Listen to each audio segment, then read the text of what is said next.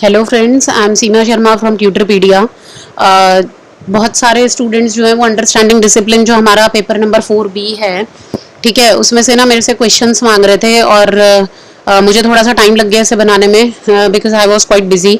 कोई बात नहीं, लेकिन शुरू करते हैं। इसे डिसिप्लिन के बारे में इस पूरे के पूरे सब्जेक्ट के अंदर बात हो रही है। First of all I would like to tell you कि ये जो सब्जेक्ट है हमारा, इट्स नॉट फॉर 80 मार्क्स, ठीक है। बी कंसिडरेट विद दैट कि ये सिर्फ 40 मार्क्स का ही कंटेन करता है। 40 मार्क्स के ही क्वेश्चन आएंगे, within 40 minute you have to solve all that, ठीक है। बहुत सारी क्वेरीज बच्चों के दिमाग में चल रही हैं इन चीज़ों को लेकर के कि 1 मिनट के अंदर एक क्वेश्चन सॉल्व हो जाएगा, स्किप कर देंगे, दोबारा नहीं आएगा। इसी की वजह से वो लोग मॉक टेस्ट डाल रहे हैं यूनिवर्सिटी वाले, ठीक है। तो मॉक टेस्ट को एक बार करके देखिए। और एक बहुत बड़ा क्वेश्चन बच्चे ये पूछ रहे हैं कि लॉग आउट हो नहीं रहा है, तो वो अभी right now it is just a testing period, ठीक है। और लेकिन जिस वक्त पे हम लोग फाइनल एग्जाम देंगे आप लोग, उस वक्त पे ये लॉग आउट हो जाएगा easily. Don't worry about that, आप लोग सिर्फ अपनी प्रिपरेशन कीजिए, ठीक है। अच्छा, ये जो पेपर 4B है, इसके अंदर डिसिप्लिन के बारे में बात हो रही है। डिसिप्लिन का क्या रोल है इन डिसाइडिंग द करिकुलम। जब किसी भी यूनिवर्सिटी का करिकुलम बनता है तो डिसिप्लिन क्या रोल प्ले करता है। जब किसी भी यूनिवर्सिटी का टीचिंग मेथड्स जो होते हैं और जो टीचर्स होते हैं वो किस तरीके से डिसिप्लिन यूज करते हैं, ठीक है, स्टूडेंट्स को और अपने क्लासरूम का जो टीचिंग प्रोसेस है उसको कंट्रोल में रखने के लिए किस तरीके से डिसिप्लिन को यूज करते हैं, ठीक है। और एक टीचर किस तरीके से डिसिप्लिन रोल प्ले करता है ताकि बच्चे जो हैं वो जितना भी वो उसे टीचिंग लर्निंग प्रोसेस के अंदर जो भी वो उन्हें देना चाहते हैं वो बच्चे अच्छे से समझ सकें, ठीक है। तो हर चीज यहाँ पे डिसिप्लिन के ही बारे में बात हो रही है। और एक और चीज कहना चाहूंगी कि thank you who so ever have subscribe my channel. आप लोगों ने सब्सक्राइब किया है, सबसे पहले तो इसके लिए थैंक यू। एंड एक रूपा महाजन कोई है स्टूडेंट, मुझे नहीं पता, but she is commenting continuously and thanks for your appreciation. आपने जो भी क्वेश्चन पूछा था मैंने आपको कमेंट के अंदर उसका आंसर दे दिया है, ठीक है। ग्रेडिंग सिस्टम के बारे में आपका कोई क्वेश्चन था और वो yes they both are same, जो भी आपका क्वेश्चन है दे बोथ आर सेम, ठीक है। अब शुरू करते हैं हमारे क्वेश्चन नंबर 1 से। और भी बहुत सारे बच्चे हैं जो कमेंट्स कर रहे हैं, तो प्लीज ये मत लेना, लेकिन पर्टिकुलरली मैं किसी के बारे में बोल रही हूँ। I am really thankful to all of you for subscribing and for commenting so beautifully. तो शुरू करते हैं क्वेश्चन नंबर 1 से। Discipline comes from the word discipulus, means discipline जो वर्ड है वो डिसिप्लस से आया है, ठीक है। अब ये डिसिप्लस एक लैटिन वर्ड है, लेकिन यहाँ पे इसका मतलब क्या है? इसका मतलब प्यूपिल है, इसका मतलब पीपल है, बोथ ए एंड बी है, या फिर none of the above. Its particular meaning is pupil. Option number 1 is the right answer, ठीक है, very easy. Then come to the question number 2। Types of the discipline are, discipline के type कौन कौन से हैं? प्रिवेंटिव है, supportive है, corrective है, या फिर ऑल ऑफ अबव। डिसिप्लिन के ये सारे ही टाइप्स हैं, ठीक है। प्रिवेंटिव भी एक टाइप होता है डिसिप्लिन का, सपोर्टिव भी एक टाइप है और करेक्टिव भी एक टाइप है, जिसके अंदर पहले प्रिवेंटिव वाले के अंदर एक प्रिवेंशन रोल प्ले करता है डिसिप्लिन, ठीक है। पहले ही एडवांस के अंदर जो होता है कुछ गाइडलाइंस बच्चों को समझा दी जाती हैं कि अगर कोई टीचर अगर अपनी कोई क्लास को कंडक्ट कर रहा है तो वो उसके अंदर किस तरीके का बिहेवियर चाहता है बच्चों का, और किस वक्त पे आप लोगों को आंसर करना है, क्वेश्चन पूछे बिना किसी को भी जंप करके आंसर नहीं करना है, ठीक है। कब तक आप लोगों को पहले केयरफुली लिसन करना है और फिर कब आप लोगों को टाइम दिया जाएगा क्वेश्चन पुटअप करने के लिए, तो all that has been pre decided, ठीक है। That is preventive measure. Supportive measure के अंदर होता है कि जब प्रिवेंटिव मेजर डिसिप्लिन के अंदर काम नहीं करता तो फिर सपोर्टिव डिसिप्लिन काम करता है। सपोर्टिव डिसिप्लिन में होता है कि जो टीचर्स होते हैं they need to be cooperative with the student, ठीक है ना, to maintain the discipline in the class. वो लोग थोड़ा सा सपोर्ट पे करते हैं बच्चों को। और फाइनली आता है करेक्टिव, ठीक है। अब अगर सपोर्ट देने के बाद भी जो एक डिस्ट्रप्टिव जो स्टूडेंट्स होते हैं क्लास के अंदर, वो still they are not working well and they are not letting the others study, वो दूसरों को पढ़ने नहीं दे रहे हैं, तो फिर करेक्टिव डिसिप्लिन को यूज किया जाता है, ठीक है। तो ऑप्शन नंबर 4 इज राइट कि टाइप्स ऑफ डिसिप्लिन के अंदर ये तीनों ही आते हैं। Then comes question number 3। Academic discipline is, अच्छा एक चीज और है, नहीं चलो शुरू करते हैं, मैं बाद में बात करती हूँ इस बारे में। Academic discipline is, academic discipline क्या है? अ ब्रांच ऑफ नॉलेज है, incorporate experts, people, projects, communities, challenges, students, inquiry and the research. Academic discipline जो होता है वो इन सब चीजों को इंक्लूड करता है अपने अंदर। Consist of the theories and concept, इसके अंदर सारी थ्योरीज होती हैं और कंसेप्ट होते हैं डिटेल में, या फिर all of above. Answer number 4 is right, that is all of above. ये सभी है एकेडमिक डिसिप्लिन की पूरी जो डेफिनेशन है उसके ये वेरियस पार्ट्स हैं, और ये मोस्ट इंपॉर्टेंट पार्ट है जिन्हें मैंने यहाँ पे सम अप कर दिया आप लोगों के लिए, ठीक है। और ये बहुत इंपॉर्टेंट टॉपिक है, please go through this one.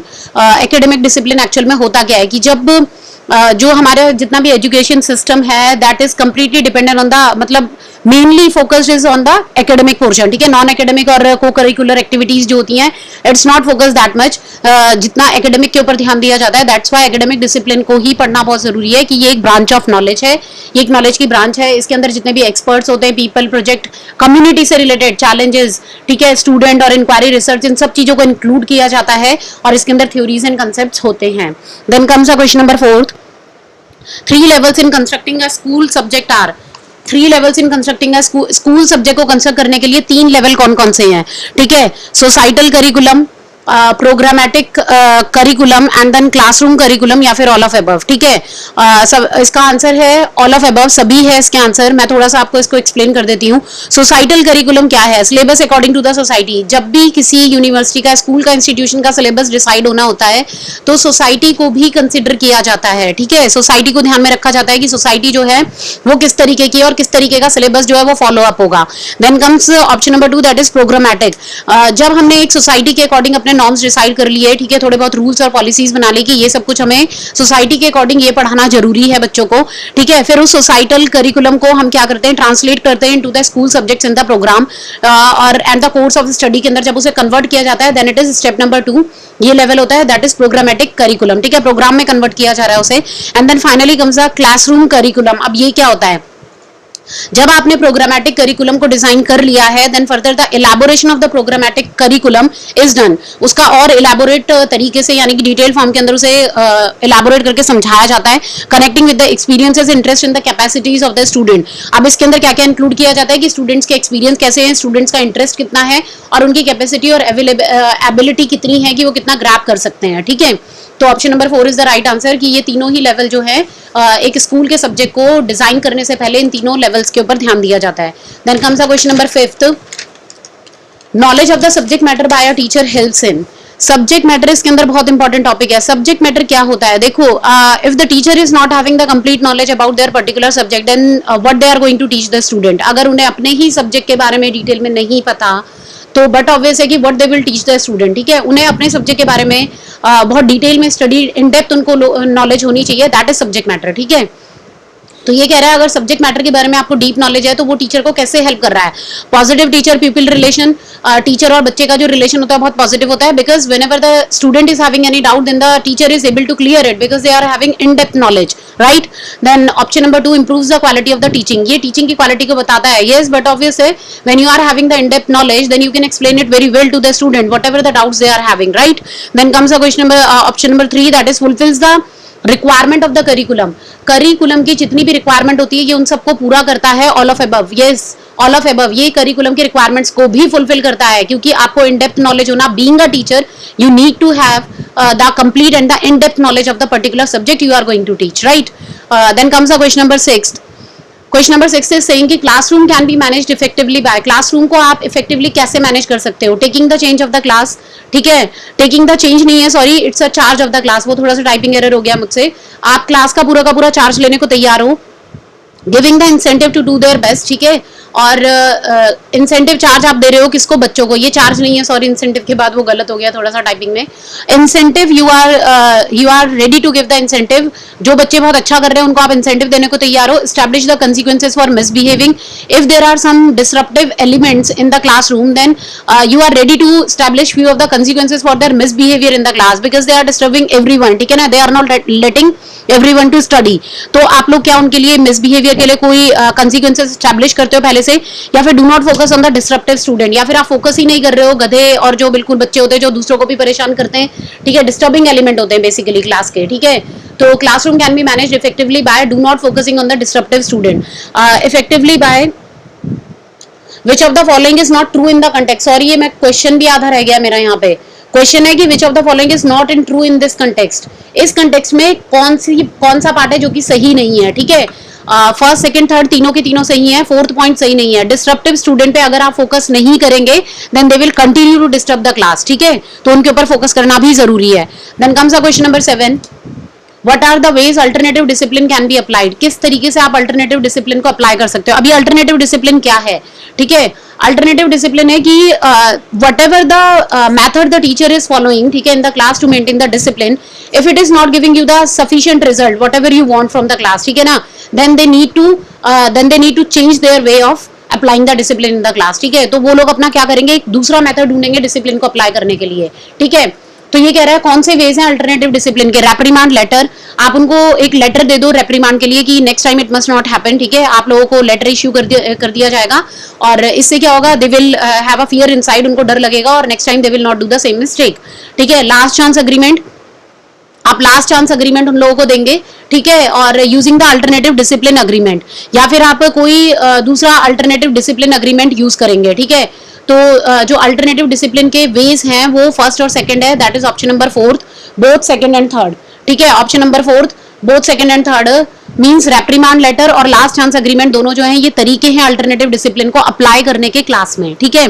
Then comes a question number 8, benefit और the benefits of the alternative discipline are.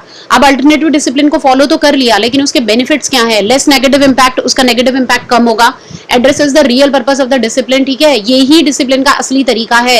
ये नहीं है कि किसी ने अगर एक बार शरारत करी तो तुमने उसे इतनी रिगोरस वे में आपने उसको पनिश कर दिया है कि next time they are not ready to do anything, ठीक है। वो दूसरी बार में वो बच्चा जो है वो इतना डिमोटिवेट हो जाएगा कि वो अपने लिए कोई एक्शन ही ना ले पाए। This must not be the way of teaching, ठीक है।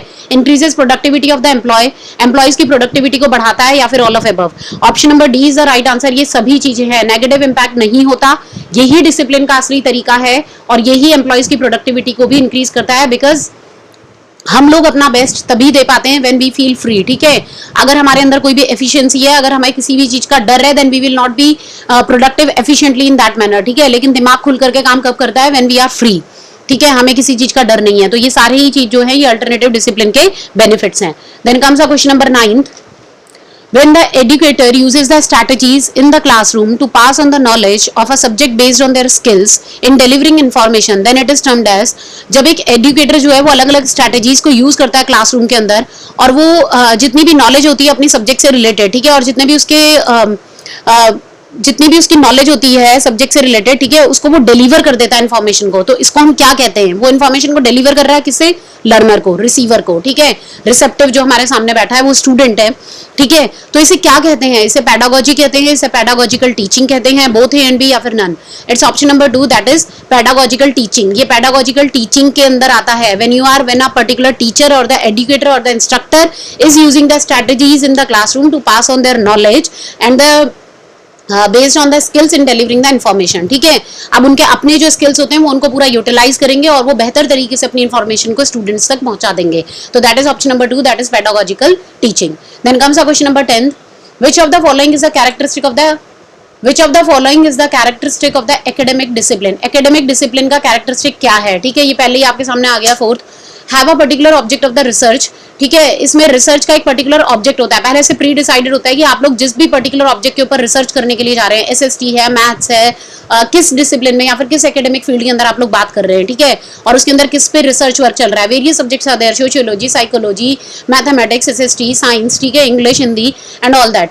अ body of the accumulated specialist knowledge, ये पूरी की पूरी एक बॉडी है, एक्यूमुलेटेड होता है इकट्ठा करना, जितने भी स्पेशलिस्ट नॉलेज है ना, यानी कि जो स्पेशल पीपल्स है, एक्सपर्ट्स है, उनकी नॉलेज का पूरा इकट्ठा करके ये पूरा एक बॉडी बनाया गया है, ठीक है। Using the specific terminologies and the technical language, specific terminology को यूज किया जाता है एकेडमिक डिसिप्लिन के अंदर, क्योंकि आपका जो करिकुलम डिसाइड होता है, आप लोगों ने हमेशा नोट किया होगा कि SST is having its own terminology, ठीक है, एसएसटी के अंदर अलग ही टर्मिनोलॉजी यूज होती है, डिस्क्रिमिनेशन, स्टीरियोटाइप, प्रेजुडाइज, ये इतने सारे बायस्ड, नॉट बायस्ड, ठीक है, इनइक्वालिटी, जस्टिस, ये सब आपको एसएसटी में देखने को मिलता है, but not in the science.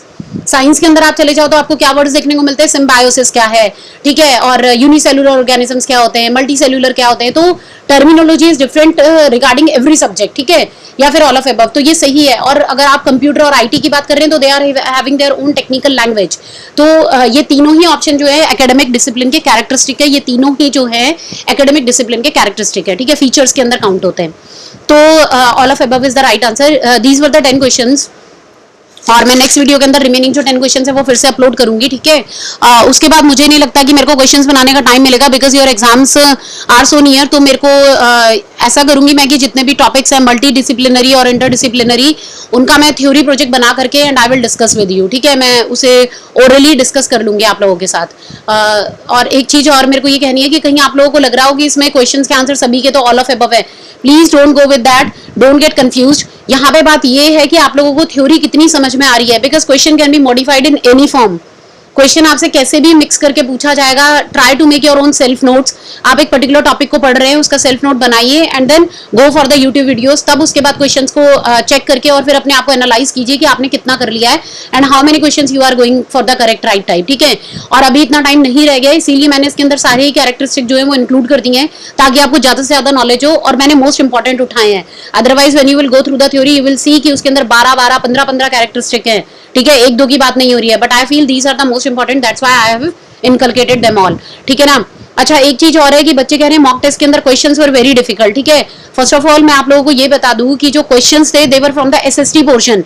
SST is a teaching subject from the first year, you all know that.